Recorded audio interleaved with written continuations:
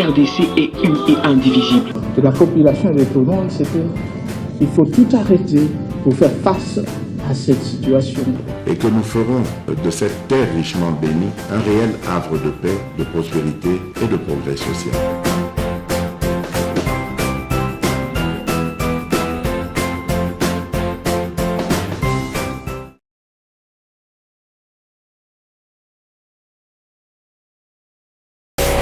Merci. Bozolande partout à travers le monde. Merci. Toutes nos excuses. Indépendamment de la volonté de Nabiso, na moni ba message Nabino, la première émission d'abord qui a été supprimée na chaîne Nabiso par respect aux anango pour Nabino ba téléspectateurs Nabiso MKB officiel. Nous tenons compte il y a ba approche Nabino pour Nabiso, nos téléspectateurs bazalaka sacré. Nous travaillons beaucoup pour nous respecter. De comme quoi le binanga lobby émission qui est na maïka kaboyte et qui est na maïte. Tozozongela quand même esprit ya émission o tozalaki na elo na pesi bote na bandeko bazana changu bandeko oyo ba tambolaki na matata mponyo mais matata mponyo on a reçu kolongoliso cravate rouge o tambolina netozogumbama neto mais bon batambo il faut que ba roder yo quand même on peut pas te laisser politique muntu ya makasi azate. Les technocrates, l'homme de ceci, il y a un balabala, zotambo, les neta zo sauté. Donc, il a battu en Zambie ko bete lango tolote. Ma pona pression bote cravate longue. Na monaki vraiment au chauffeur qui est à bandeli. Au cotambo la ti après 5 ans moussous. Pour comprendre que ça passe, mais quand même, bino botamboli gaz té et le côté, tout le monde hein. Contrairement à ce que vous avez fait aux autres pour les opinions qu'ils pensaient exprimer. On a tué Chebeya comme ça gratuitement parce qu'il y a des gens qui pensaient qu'ils ne pouvaient pas exprimer ces opinions. Mais voilà comment le Bogomi Kotambo la paix. Ils ont les sons et à vie, qui les a tour à tour, le lo ozawana, qu'on c'était que yo motosuki si lobi pe place bonga yo fandiwana, batonsupe ba fandaki. Comme il constate, batonsupe ba fandaki. Alors on doit tirer beaucoup d'attention na Ngambouane. Bon partager balien na biso en tout cas bandeko nangai. Na pesi mbote na bandeko baza na Chanzu, bandeko baza na Runyonyi, bandeko boza na Bunagana, bandeko boza na Kibumba, ndeko moko aboya kiko respecter ba condition ya ba M23.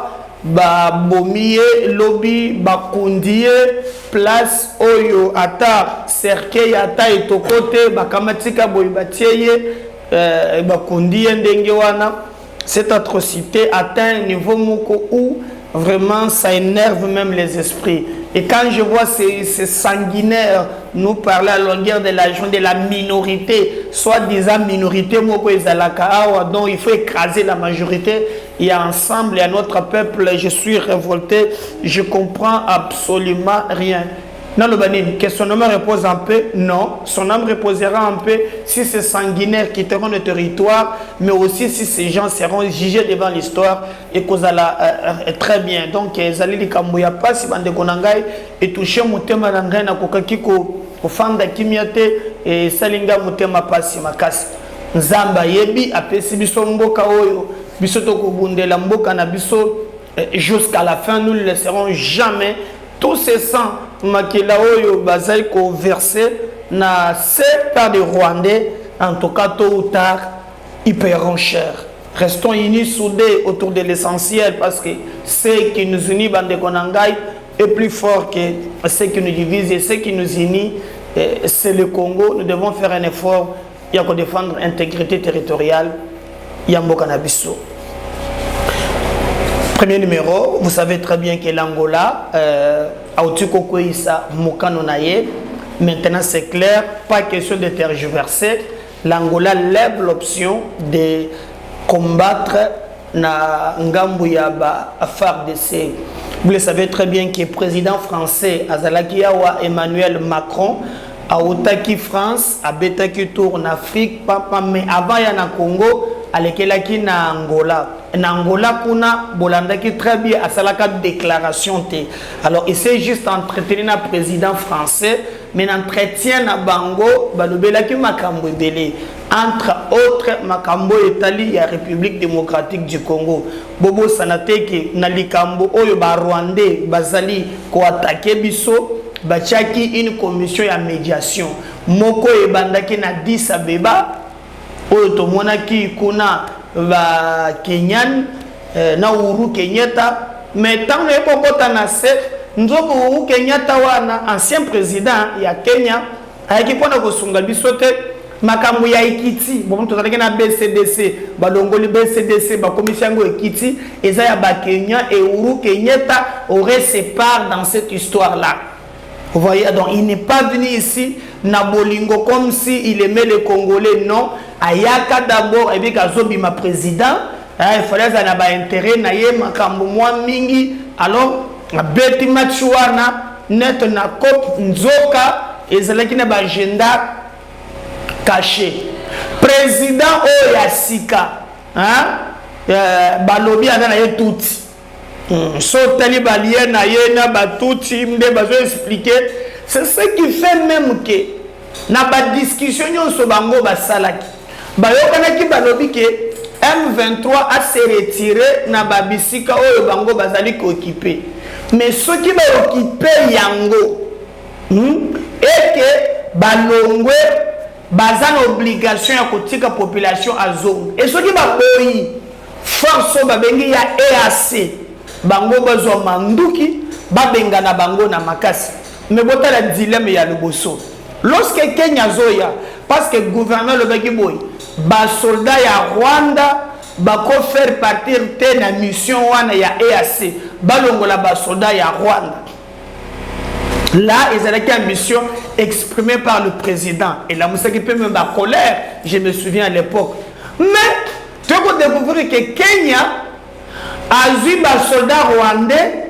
alatisi bango bilamba neti ya Kenya et ezali ba service na bisonde ba découvrir que na ba soldat kenyan ba rwandais bazalaki. Est-ce que vous comprenez les jeux ba bengani bango pas gouvernance avec catégorique banda bande konangai ba sanguinaire ya Kagame basali semblant que balongo na Kibumba et les autres nanu population civile bazonga na bamboka wana te batekala ko zonga te. Je vais vous faire choquer que même en d'autres termes batwana batikala ko beta ta lisacité même bitumba ya soko yezo bundama au les informations tozana ngwezalaki ke bango bazalaki sima ya ba M23 simaka ya Kagame sima ya Rwanda pour M23 za Rwanda Kagame makila ici kamoko. Alors qu'est-ce qui se passe? Tu sais moi cercle d'ici. Alors maintenant l'Angola jouait le rôle oya zalaki facilitateur oya mipesa ki lokola pona kotia dialogue et alobaki même na bango que soki bayoki te a makambo koleka Macron alobaki pe c'est le fait soki esalamite bango bayeba qu'en réalité bazali ko s'exposer na ba sanction moko grave. Est-ce que vous comprenez? Alors les sanctions là elingaki et monana et c'est un schéma aujourd'hui schéma maintenant il y a sanction. Dieu merci, l'Angola n'a pas tergiversé. Maintenant Angola a continué la biso ba soldat na ye awa wana ko zalisko ba soldat oyo bazalaka vraiment na Afrique awa parmi ba force militaire au baza makasi. Je pense que l'Angola ezali na équipement na bitum bezaka ya mabele bitum pe ya ba avion ezali bitum ya mai pe ezalaka. Alors l'Angola azana ba matériel. Même biso pe toza na matériel. Biso pe toza makasi. Même na tango programme qui armée na zo ki 9e en Afrique. Mais toza faible na esika nini? Na esika ya infiltration. Infiltration. Et là on sali que er moko to le Kagama kota biso jusqu'à la moelle épinière. Donc, et nous, on va te kako le kebiso na makasi non. Et puis, on va que non, tozoze la kaka Angola non. Mais l'Angola a un partenaire fiable. Parce que, selon les informations, Joao Leron se crée aussi que, aussi longtemps qu'instabilité le Koumela, tozape na ba frontière na ye et ko risquer peut instabiliser peut mboka na ye. D'où il a décidé atteindre les biso ba commando bakoya awa na oya biso, même s'il faut que tout la baya c'est on tout la paix bango, hein, on n'a pas besoin de bâtons na mabele na biso du sous. Et je crois boye yangola na mabele na biso et kozala une très bonne chose. Et d'ailleurs je vais vous dire que le résultat est comme on a sur terrain. Tout ça sont na momate ya ko s'inquiéter comme tout ça qui na ba EAC wana ba traître. Et le lelo ba konu ko pesa même ba M23 makas. Mais boye armée Angola en tout cas et kozalelo ko malam. Et nous saluons Ngai Awa. Bon vérifier ma émission Ngai. Normalement boy. Et loko ya EAC. Batu babo sanaka Uganda. Tomona kaka Kagame. Mais Uganda est très dangereux. Ce qui bunaga ne kweyaki, c'est avec l'appui de l'Ouganda. L'Ouganda doit distraire biso. Mais c'est parmi aussi batomoto soutenir. Donc, quand j'ai vu Ouganda na kati, na moni ba Soudan, na moni ba Kenya et les autres, je vous avais dit que le kwa malonga et kobimate. Mais avec la présence d'Angola, binomo kokoyoka moto kolela. Mbala moussous aussi. Je crois que même la France qui à un certain moment a kolinga récupéré moi makambo ya baby ça ou bien soigner image nae bobitango Macron alekaki awakei na parlement français et yindaki to monaki koma bato mingi kuna balukeli même ces députés. Alors nous pensons que à profiter pour France alobaki que baye oyo bakotosa proposition wana te bazali ko s'exposer abako s'exposer na ba sanction na ba frappe na ba biloko nyonso et maintenant ezali moment ya ko senga bato nyonso bo ba langage moko. Mais pour les autres, comme l'Angola a levé option, il y a quoi attaquer. Comme l'Angola a levé option, maintenant il y a quoi accompagner Bissau. Nous pensons maintenant que nous allons gagner cette guerre. Bande Konangaï, j'ai entendu même des gens qui ne comprennent absolument rien. La guerre que nous menons, si nous les gagnons, aujourd'hui, il faut bobo sanalikambo, il y a infiltration. Si nous gagnons cette guerre aujourd'hui, et Sengeli, bobo sanalikambo, il y a infiltration. Bobo sanayango libela. Parce que, na lolenge, makambo ezolekela. Kagame a mesana na Kabila, a salibuzo banaye, à la fin, baye, basangiseli bato bakotiseli yango na armée batiango na ba service batio yo balingi. Mais cette fois-ci j'ai même entendu Tshisekedi dire que Kagame a mesani ko sala biloko ya sala ka mingi mingi, mais cette fois-ci avec moi ça ne passera pas. Je dis oui, monsieur, il faut aller comme ça jusqu'au bout. Est-ce que présence ya Angola na mabele na biso ekosala ke makambo ou changer? Oui. Parce que d'ailleurs, il faut boyeba que tant le makambo ya cessé le fait après mardi wana jour et lundi ba Rwanda yeko tinda ba soldat moko ba na ba montagne na ba sacré ba ya boyi. Une autre armée a yeko bimisa même ba avion de chasse.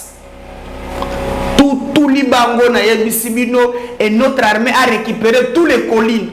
Malheureusement pour les occidentaux et c'est Pelisaka Bango te. Pour Nanine, Botala très bien. À chaque fois que Bitumbe Bundi Samak, quand notre armée fait des exploits, jamais Bakolo Belango. Soki Kaka Rwandais Basali, Bazu village Moko, France 24, RFI, TV5 Monde, Goma est menacé, Goma est menacé. Quel est l'objectif? D'obtenir les négociations. Pourtant, au Kagame Bazo Sala Biloko na Yoy, avec Sirika Kou mérité à Goma, comme ça, à Kende Nabiso na négociation, et les négociations lui permettront encore à un mixage, un brassage, d'engager Messanaki. Je peux vous faire croire que les lignes vont bouger. Surtout na bandeko oyo bakanisaka ke eza bako bata manasima donc boyeyi ya Angola en tout cas ekomeka ko bouger po biloko wana Kagame va échouer. Bandeko nangai, je vais vous dire une chose. Sans tenir compte na makambo na biso ya ba positionnement ya ba parti na biso. Boyebi ce qui Kagame a échoué cette guerre. Ce qui Kaka Tshisekedi a accueilli na yeti na suka. Pas de négociation na ba groupe na ye armé wan. Je peux vous rassurer, régime Kagame ici. Lorsque Bozo Kaba exploit l'armée na biso ezosad, quelle que soit communication Kagame a mis en place. Parce que Kagame joue les jeux comme si rien ne marche. Non, chez lui, ça va. Au Congo, il est en réalité, il va subir ma perte. Lorsque Mokolanda Mouindo Zang, chaque jour, à Rwanda, Bamatanga Ezali, Bazole la Basoda na Bango. Chaque jour, Bozo Mona. Mais, comme Bazal discipliné, peuple na bango de lokola o ya bisoté peuple na bango releyaka biloko o ezali contre intérêt ya Rwanda te. Nous avons peuple moko il est prêt pour azamuntu ya matata azamuntu ya fayulu azamuntu ya boye il est prêt même à relayer des infos. Ils allaient commettre mboka na ya genou il kambo ya kokamo makambo ya ya somo. Mais je vous dis, nous allons gagner cette guerre. Et si nous les gagnons, il faut oublier le régime Kagame. Parce que déjà, Kagame a subir crise économique raffinerie ezala Uganda tokangi yango. Tshisekedi a même là qui est politique il y a gagnant. Ça n'a pas marché. Bakangi yango. Mais en dehors de ça, Bomonaki, bateau ya Émirats arabes, Bayakia, les Émirats arabes, Bayakia, Balakisi Bango, Baor, Bapese, Baor. Maintenant, le gouvernement veut que Batouana, Bayawa, Bazouaka, Or, tout traité au Benga gagnant. Et Kagame qui gagne, na mafia wana, aza bloqué. Au Rwanda, crise, ils ont sa tête. Et vous allez voir, s'il échoue, et il va échouer, nous allons conjuguer au passé le régime Yakagame. Nous allons les conjuguer au passé. Nous allons le conjuguer au passé. Mais maintenant, comme l'Angola, Bandeko, Andimi Kopé Sabiso Makasi, sur le plan militaire, je vous dis, c'est le début du commencement. C'est le début du commencement. Et vous allez voir sur terrain, Angola ko sakanate pour sous la rega. Tout pour l'année c'est la grave. Et avec l'expérience, avec l'accompagnement, il y a bambo comme soupe ba ko accompagner biso. Je crois même baesse on ba ko kima bango peut-être par honte. Par honte. Oh ya ese wana ba ko linga pe, hein? Baluka ndenge ne ba ko se sauver par honte, j'imagine par honte. Mais boye Angola pour nous ezali kambo moko ya makasi ya kitoko et que nous soutenons. Mutu moko te akoki ko ya lisusu awa asakana kana mboka na biso. Nalanda ki lobi chiwewe chef d'état-major asangiseki ba soda a remercier bango pour na ba prouesse o bango ba sali, mais à interdire bango ba filmaka na front parce que vous savez mikolo yo Rwanda zo tripoter ba audio ya lukuta, hein, ba audio ezanga mutu na makolo oyo azana kati ya kolo boy na bonjo keza makambo lukuta. Et je demande aussi que quand on est la sévère na moni ba journaliste ba kei ko comme ministre ya communication parce que c'est un journaliste moko Stani Boujakira akendaki ko publier compte rendu ya défense selon lui ba monike azui ba secret ya défense ya mboka na biso a publié yango. Alors ministre de la défense je crois cabinet naie et que porté plainte ba le bi kabimisi ba secret. Alors mbala moko na moni mobilisation ba lobi o en tout cas wana et commis neto bazo misele presse bazo sala makambo ya bien te boye na boye ma réalité bango moko ba yebi iloko nini bazo sala ezalili kambo oyo zo senga batu nyonso bafongola miso po te bayeba ke mboka na biso ezo kende wapi. Les journalistes na moment lokola oyo il faut que l'information ne bozali ko diffuser boko kite ko banda ko zo message oyo eza ya Kagame ezo renforcer l'ennemi. Quand on est journaliste on est aussi patriote. Ce qui est là et baby yo journaliste ko sala wapi. Mais na moni réseau ba journaliste non nous soutenons notre collègue Boyena Boye bazo ko misele presse. Dieu merci na moni Mouya ya lobby que non il a obtenu que ba et pas ya moninga na ya défense que ba retirer plainte wana ayambaki Stani Boujakira bazalaki na Israël Moutala na bandeko mususu. Il a dit en tout cas bah qu'on retirer plainte journaliste à libre, mais moi je demande aussi journaliste na moment où tozali et za moment ya ba patriote lorsque la France aux ali pays à démocratie baza menacé na makambo ya ozole kanarisi. Nous avons vu la France ba ta démocratie bakangi ba média nyonso proris le média proris. Comment vous imaginez le média proris?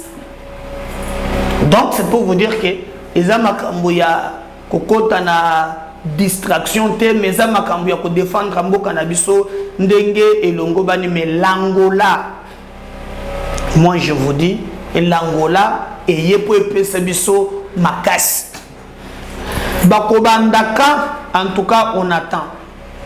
Est-ce que ba EAC wana bakolongwa toyebite ngana zo senga balongwa mais bande konangai au même moment que makambo ezokende il y a un groupe d'individus otokobenga ba traître de la République o ba mibengi ba député national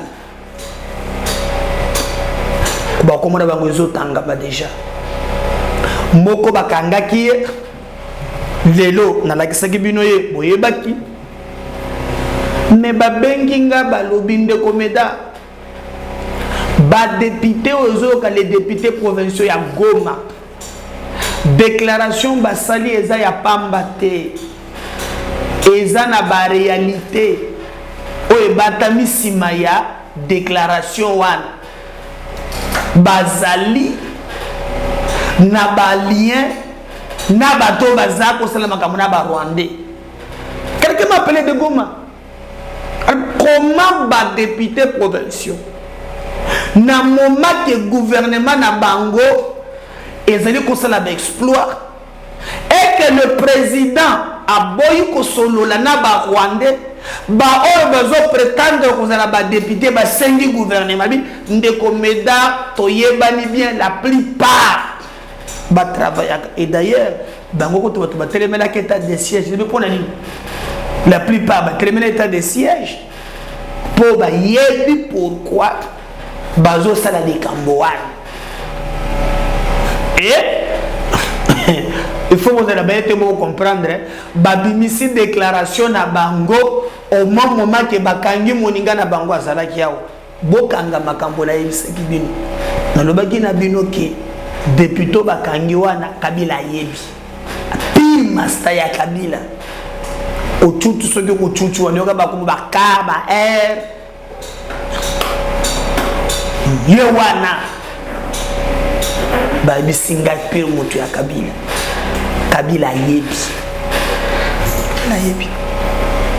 Et pour moi, est-ce que vous ne comprenez pas?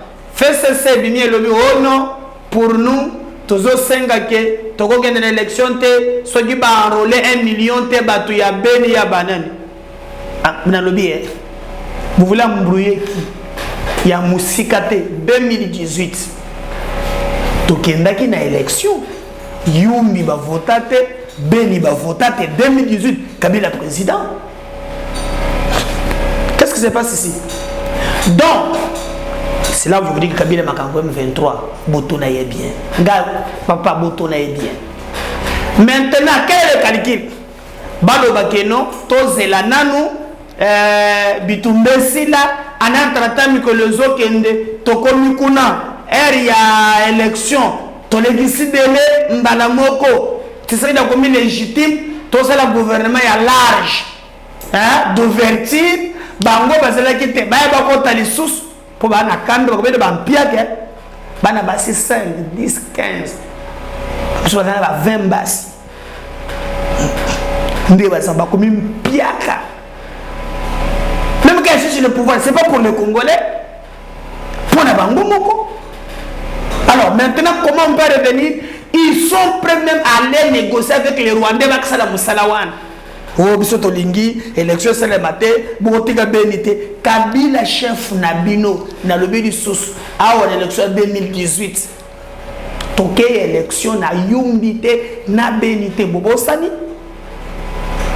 Ba vota kate ba tu abeni. Donc, il va se que, bon, ça va être Nabino, et qu'on les kate, et qu'on les kate. Ah oui, je connais. Mais là où les bas blessent, ces députés, c'est ma déclaration à Bango. Donc, le gouvernement. Tout le monde a gouvernement engagé discussion, n'a pas groupe armé et tout ça. Et que ça les maté. Mais na sepeli quand même na député Moko. Oya zali Eli Akwenwan. Eli Akwenwana Muindo Nzangi. A telemela ki Bango. Ba très très ya solo. TV za radio te Muindo Nzangi. Pona ba député na bino provinciaux. Baza banani. OK. La déclaration des députés.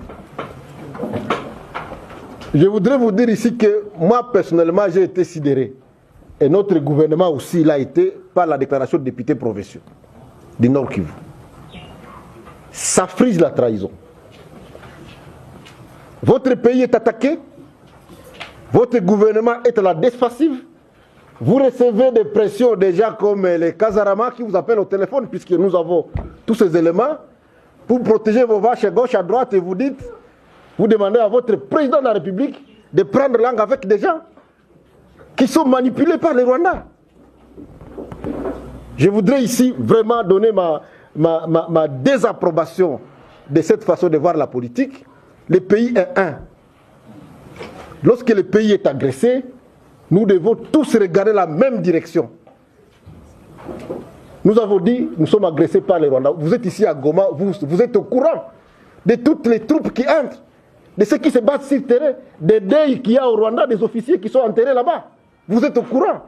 Comment on peut demander à votre gouvernement de parler avec un pantin, le M23 qui est utilisé par les Rwandais pour nous distraire?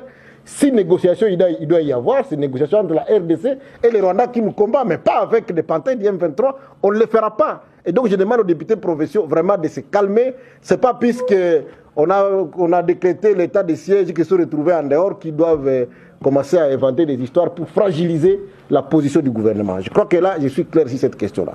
Les députés nationaux ont demandé qu'on arrête l'enrôlement. Je ne sais pas pour quel intérêt on va arrêter l'enrôlement. On va l'arrêter pour quel intérêt? L'effort que nous faisons aujourd'hui, c'est de faire en sorte que ces gens se retirent et que nous ayons un enrôlement dans les Massissi et dans les Rutshuru. Mais est-ce que pour cette raison-là, nous devons arrêter dans toute la province Nord Kivu de faire l'enrôlement et que donc, si rendez-vous électoral il y a, nous nous retrouvons absents des institutions de la République? C'est un risque énorme qu'on peut nous amener à prendre. Et moi, je crois que ce n'est pas une bonne direction. On va enrôler les gens à Goma, à Lubero, à Walikale, à Nyiragongo. Voilà, je crois Bolandi, mais aussi chef d'état-major, Salaki, vraiment causerie morale, naba militaire, Boy Kamakambolo Binabango. On va revenir juste après.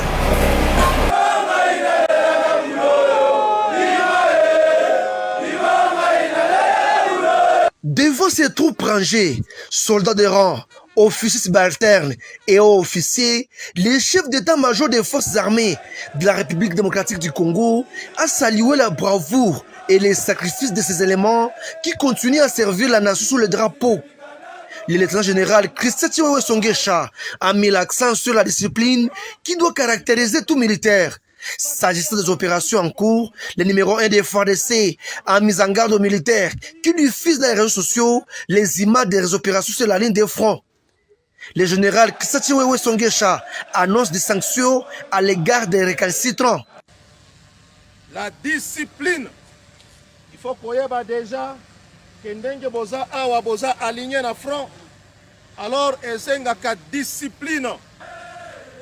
Makambo oyo tozo mona des fois na opération ba militaire boza na ba téléphone na opération bokomi kozwa ba image bokomi kokota na ba WhatsApp ba réseaux sociaux eza malamu te. Est-ce que toyokani? Par ailleurs, il a appelé ces éléments au professionnalisme et au respect des droits humanitaires internationaux face aux capturés de guerre. Kobato la civile biloko na yete. Konyoko la civile te parce que azan de konayo esengeli o protéger. Il faut respecter oyo babengi les droits internationaux humains. DIH. Ko respecter yango makasi. Soki okutani na monguna okangi ye. Ko maltraiter yete. Ko maltraiter monguna te. Est-ce que toyokani? Par cette même occasion, il a échangé avec la force régionale de l'EAC sur les processus des opérations en cours et le déploiement des unités sur la ligne de front.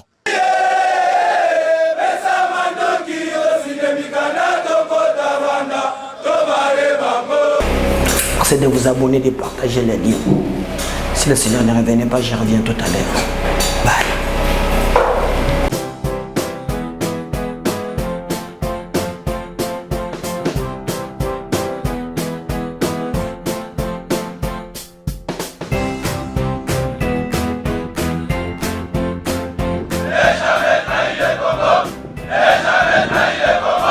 La RDC est une et indivisible. De la population et de tout le monde, c'était il faut tout arrêter pour faire face à cette situation. Et que nous ferons de cette terre richement bénie un réel havre de paix, de prospérité et de progrès social.